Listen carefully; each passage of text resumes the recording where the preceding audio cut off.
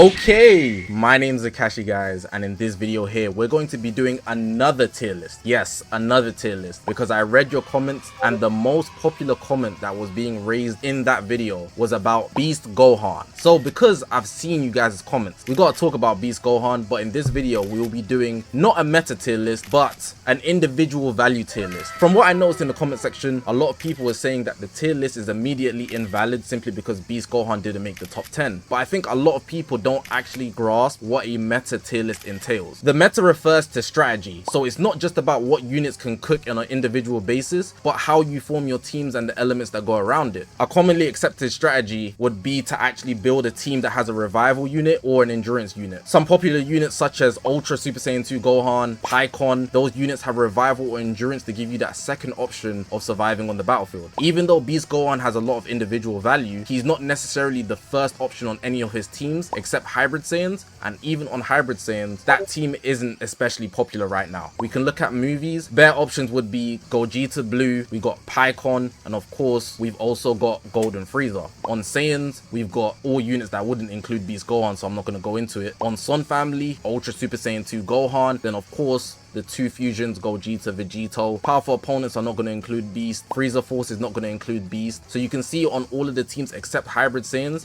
he's not the first choice pick. That's why in meta value, he doesn't have as much stock as everybody else on the list. So for the Copas, I will not be changing my opinion on my top 10 that doesn't have Beast in it. But in this tier list, he might just make an appearance. But just to reiterate, this is a top 10 based on individual value. So it might look a bit funky, but just bear that in mind. I'll put some writing on the screen to help you guys out. No more yapping now. Let's get straight into this video now. You know the video can't go anywhere before we shout out the boy Dingy. If you want to make your own tier list, go to his Twitter page, give him a follow, DNGEE_YT.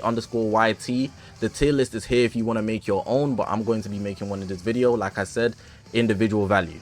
Let's get into this. Right, so cool, we got the tier list here and we're going to start talking about the top two first. Like I said, it's individual value, so please try to ignore element as much as possible and the teams that they fit on things like that. It's really what they can do in a match, and it doesn't just mean offensively, it could also mean defensively. Sometimes units have value in that regard. But cool, number one, we've got Ultra Super Saiyan 2 Gohan. It should really go without saying, this guy is one of the best last man stand units in the game, if not the best right now.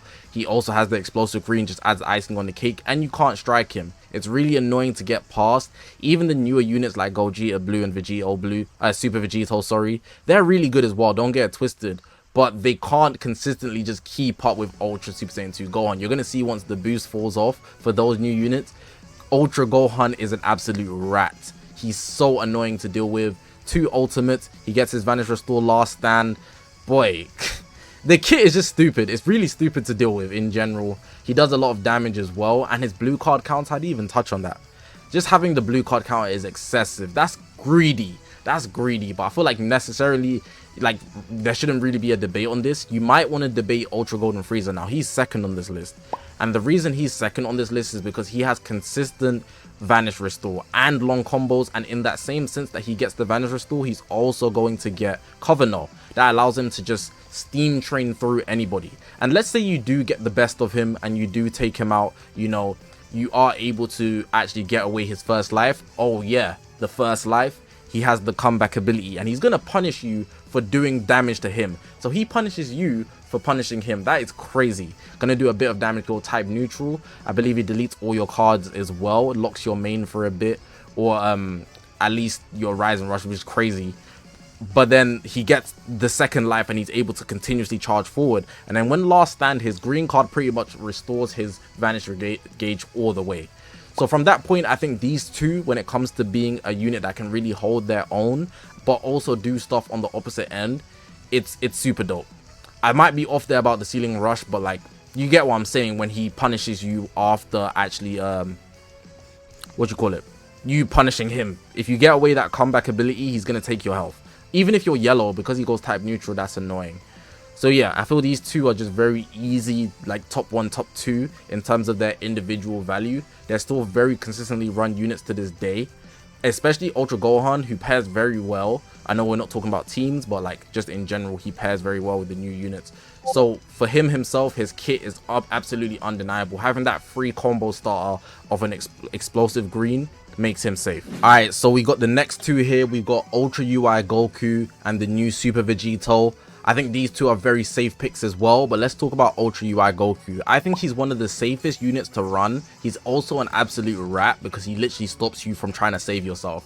If you're trying to cover change, it's not happening. He's going to drag you back in. But he can't just do that once, he can do it twice. So once at any point in the game, but then the second time when he's last stand, he doesn't stack them. So if you use the first one, you can use the second one. Then he draws an ultimate for the free ski and he can just nuke you. It's pretty much a guaranteed kill in a lot of cases, and you have to be very, very careful when dealing with Ultra UI Goku.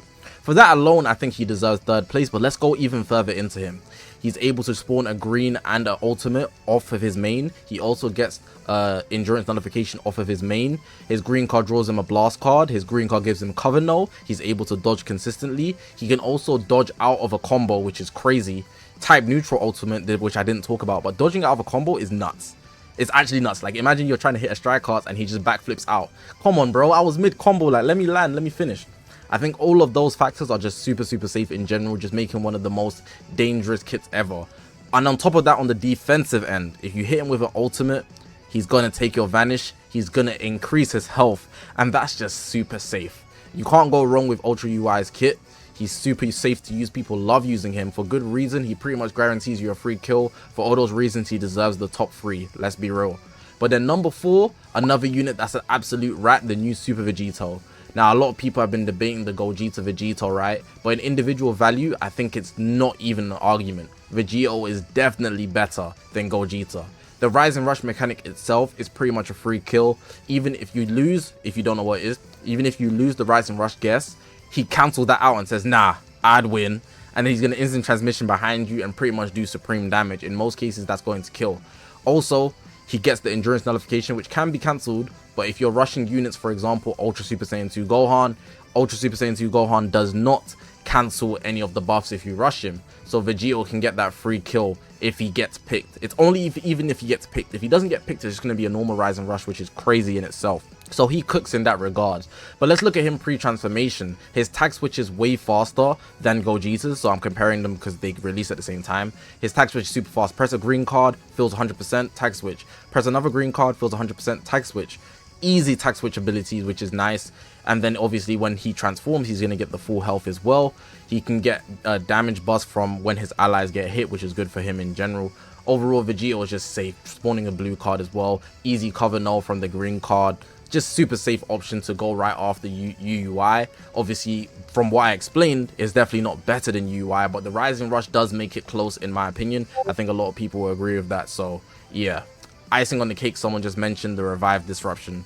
So yeah, number 4, Super Vegito. We got number 3, Ultra UI. Alright, so cool. The next up, we got 5 and 6. We got 5 with the new Gogeta Blue, the transforming Gogeta Blue, right? We're looking at it, and the reason he's 5 over Super 17, it was super close, but I think the big deciding factor is that Gogeta is a safer option to use in most situations than Super 17. So with Gogeta Blue, right, he has the blast armor factor. He has the blue cards that ignore the blast, so he can go through Ultra Super Saiyan 2 Gohan's blast. He gets type neutral when his gauge empties. Even though it's only 2 time accounts, that could be the game changer for you. Like, that's just super good in general for him. He also, pre-transformation, let's talk about that. When he hits his blue card, he's able to fill his gauge, so that works. That allows him to tag switch. He also gets the fill from his green as well. So unlike Vegito, he can fill his gauge through 2 things, not just his green, but his blue. Even though his green is only 60%, I believe, it still works towards building up generally.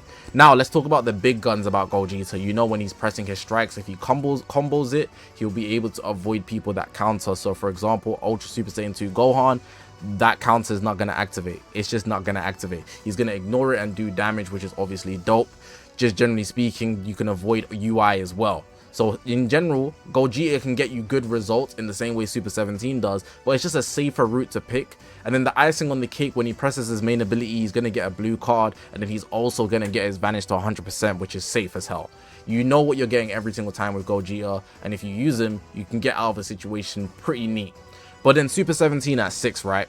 Super 17 is a very, very dangerous option. This guy could actually be at the top of the list, but he could also be even way lower, and let me explain why. So first of all, if he hits you with a tap attack of any kind, he's going to lock your strikes and blues. Most of these guys thrive off strikes and blues. This guy's counter, this guy's blue card literally nukes.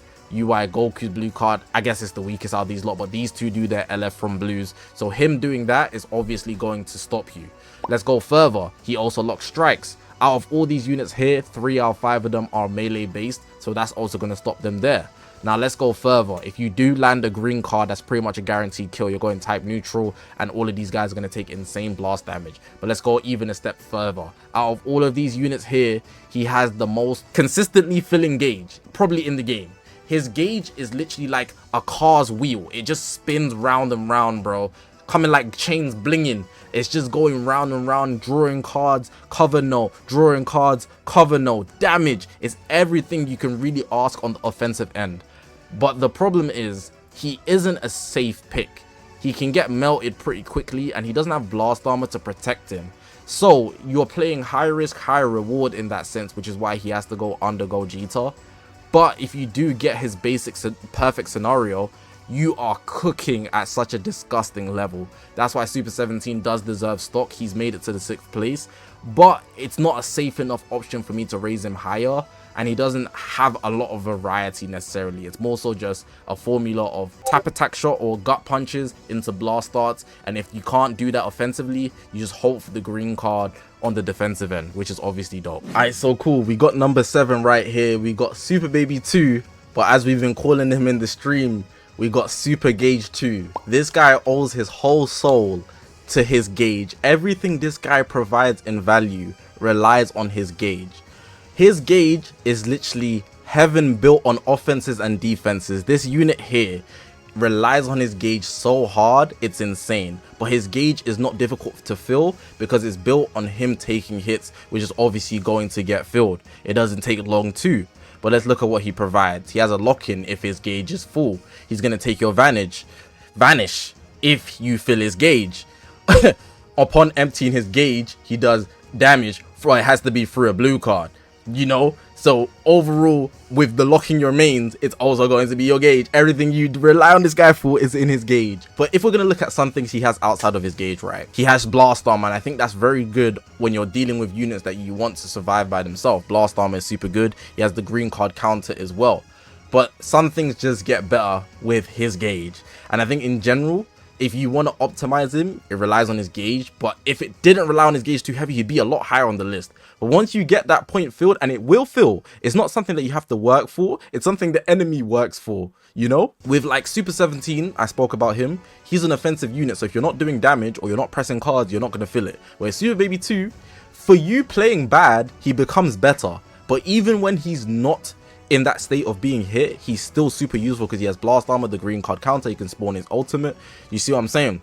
So in general, he's a good unit by himself. And I think one thing that really stood out is the fact that for him and his allies, he has 30% to damage to Saiyans. For him and his allies, we have to respect it. Look, these three in a row, we got the 3 Saiyan trio right here, 3, 4, 5. That are got so crazy on this list, and there's a couple more that might come up. They will be taking 30% damage to any team Super Baby's on, because he's giving it to his allies and himself. That is a big plus in any meta. A lot of people might not know that. Of course, we're not talking about metas here, but in general, his individual value will be raising value for everything. So I think we have to respect him just a bit more. He could be higher, but I think still, with the Super 17 high risk, high reward play, if you get that off, it's much safer option than this. So it's like a balance of how high you value the risk factor when using Super 17, but I think it makes sense. But yeah, shout out Super Baby 2. A lot of people just complain like, oh, he's not good because you don't see him. That's not a good metric to use, buddy. Shout out Super Baby, Super Gauge 2, Super Gauge 2. Maraga, come save me. I need you. I need you. Hey man, he's valid, he's valid. Alright, so cool. Now we got 8 and 9. And as you can see, it's already Ultra VEGITO Blue and Beast Gohan. Hey, you can celebrate now. We got Beast Gohan on the list. But this is actually genuine. So let's discuss this 50-50 between Ultra VEGITO Blue and Beast Gohan. I feel like these units fulfill similar roles on teams. They're very offensive heavy characters that can give you a 3v1 standard in any setting. They're super reliable units and you know what they're going to bring to the table. Ultra Vegito Blue starts the battle with taking your Vanish, which is insane. Blast Armor and his gauge feels super fast. But Beast Gohan, you kind of have to work towards his gauge, and his gauge filling relies on his allies being hit. So it might be a downside. But even then, it's most likely to fill, and when it does fill and you transform, you're able to hit that transformation, removing the enemy's Vanish. Going back to Ultra Vegito Blue, if we look at his green card, he has that counter. You know the counter is deadly. He puts up the fingers. He's going to hit that blue card right after it. It's going to do quite a bit of damage because he goes type neutral. Let's go over back to Beast. When he hits a green card, he spawns a blue card, and his blue card is going to give him Vanish Restore when he presses it. Like, if it hits, it's going to do crazy damage too, so that's a big plus.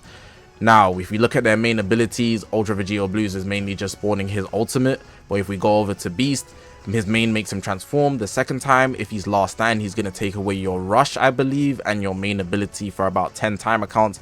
But I think it spawns him a green card. Don't quote me on that though. If not, it's a blue card, which is obviously just super dope for him. Cool. Let's go back. Let's go back to Ultra Vegito Blue. When he enters the battlefield, he's able to lock your Rising Rush, which is absolutely insane. For he also locks your blue cards, which is wild. But the blue card is when you consistently switch. So say if I'm Goku and Vegeta, if I switch from Goku to Vegeta, my blue cards will get locked again for 5 timer counts, which is annoying. It's annoying. It's super annoying to deal with, man. But just to put the icing on the cake with Ultra Vegito Blue, he's going to consistently get his Vanish back every time he takes somebody out. So that's obviously insane. But with Beast Gohan, it's more about him just like pressing the blue card to get his Vanish back. He does actually get his Vanish back naturally, I believe 2 times within certain timer counts of him transforming. But it's really hard to time if you're doing it on purpose. But he does get it back naturally only 2 times if I'm not mistaken. So if you look at them, they fulfill similar roles. They do pretty much the same things, just in different ways and different parts of their kits. I think the last thing that might put the icing on the cake is that I think Beast Gohan, he has the green card dodge, you know. So if you use Ultra Super Saiyan 2 Gohan's explosive green, Beast will just block it. He'll just block it for the first time. And I think in a 1v3 setting, that could set you apart from all the other units. But then with Ultra Vegito Blue, when his health gets to 50%, he goes type neutral against damage sustained, and he's going to heal. So that's also just a bit more icing on the cake. But then we can go back to Beast Gohan, and then Beast Gohan there, when you hit him with a rush, he's going to cancel your buffs. But then we can go back to Ultra Vegito Blue. When he rushes, he's going to nullify endurance. So it's just so much goodness on both sides. They're fulfilling similar roles in different ways. It's really just depending on your playstyle. Me personally, I know Ultra Vegito Blue like the back of my hand, so I'm picking him. But I could see if somebody could easily pick Beast Gohan. It's just that they fulfill similar roles on a team, so they're gonna do pretty much the same thing, just in different ways. So I'm gonna leave this one for you guys. I think it's really just a preference thing, but again, maybe I'm wrong. But I think these two are literally like the same guy in a different way. I hope that makes sense. And I think I've raised amazing points for both of them. I could easily pick either one, but just for playstyle preference, I would go Ultra Vegito Blue, but I think they're easily interchangeable, which is why it's 8-9. Alright, so cool. We got number 10 spot, and there is going to be honorable mentions. We got Bardock and Goku, Goku and Bardock, whichever way you want to call them. They got 2 elements, blue and green.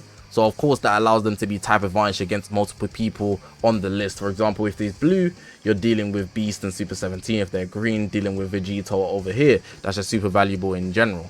Going further, they got the indestructible. Let's start with the big guns. So the indestructible layer there, it's basically a revival, max pain, glorified endurance if you want to call it. Of course, there are some exceptions that can break through it. For example, if you know the tech with Beast Gohan, you run through the indestructible. Even though it does lock main, you keep running through because he's only going to destroy 2 cards. You get to the transformation stage, you press that main, you drop the combo so the indestructible barrier breaks down. You hit a green card, a blue card, it's pretty much a guaranteed kill.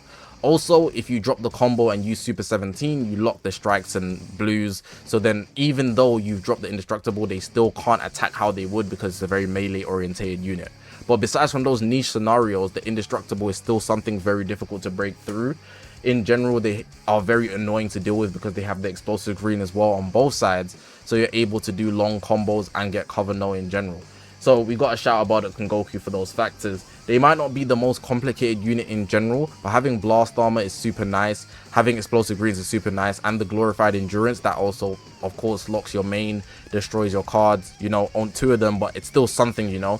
It's that extra layer of protection that allows them to be a good unit in a 3v1 setting, and also just in general providing value wherever they are for themselves as well. So we got a shout out Bardock and Goku, only unit in the game that has 2 separate elements if I'm not mistaken, besides from Go Frieza. Forgot about Go Frieza, but yeah, the blue and the green right now is just high value for them. I think that's pretty much it though. I don't think they have much more details when it comes to it. The blue card does damage, I guess. There's not much to go in with them. It's really just explosive green, indestructible, and their strikes with the blast armor. Those 3 is just like bread and butter that works consistently. So yeah, we'll give it to them for 10th place. Let's get into the honorable mentions. So we got the honorable mentions here, and I'm not gonna do too much talking. These guys were just outside the margin for individual value, but we got Nappa and Vegeta, should be quite explanatory for them. They have the revival layer that keeps them quite up, and they have a lot of things that are like debuffs or like cancellations, so like reduced ki that doesn't happen to them and things like that. So in general, they can actually do really good when going forward. They're kind of just unstoppable in a sense if you know how to use them right. We got Gold Frieza. Obvious reasons, they got 2 elements, and of course they have long combos. Then there's icing on the cake, of course they are unable to get Rising Rush, so you can't just go for them straight away. And then we got Pikkon and Gogeta, and again another revival unit. Just having a revival unit is safe. Pikkon destroys a lot of cards, he spawns a green card. Going further, we have Super Gogeta, just the last bit of the cake. Super Gogeta is a good 1v3 unit, I'm not gonna lie. He gets no Vanish Restore really, but his green card gives him cover no, he has a lot of draw speed, and his blue card is long range and does a lot of damage. I don't have much more to say about these 3 units here, but we have to respect it, I guess, you know. I'm gonna start adding this section in future videos. I think it's just a future like tier to have. I think it's a lot of fun, but since I do these live, a lot of people have their input and people really wanted this fan service. People were pushing for Ultra Gogeta Blue, but I was like, let's have 3, you know, fan service tiers that people could possibly consider. I'm not necessarily saying I'm considering them, but of course they have a few fans that people think are really up there in value. So we have Ultra Gogeta Blue, Super Saiyan Goku, and the legendary Super Saiyan. Well, he's not legendary Super Saiyan, he's just Super Saiyan Broly from the Dragon Ball Super Broly movie. I'm not even going to explain why they're here, but do what you wish with that information in the fan service tier. Well, that's going to be it for the tier list. Let me know what you guys thought about the tier list. I think this tier list was actually quite a bit of fun to do because nobody actually talks about individual value anymore. It's more just like what works, what teams work together. Even in my last tier list, I had 2 tier lists where one was for meta value and the other one was still meta value, but it's a lot more specific. So in this tier list, given that it's just individual value, I think it's a lot more apparent what's good, what's bad, and what has high value right now. Appreciate you guys for watching, man. Press the subscribe button. We're on this grind to 100,000 subscribers. I appreciate you guys for watching, man. My name's Zakashi, guys, and I'll see you guys in the next one, man.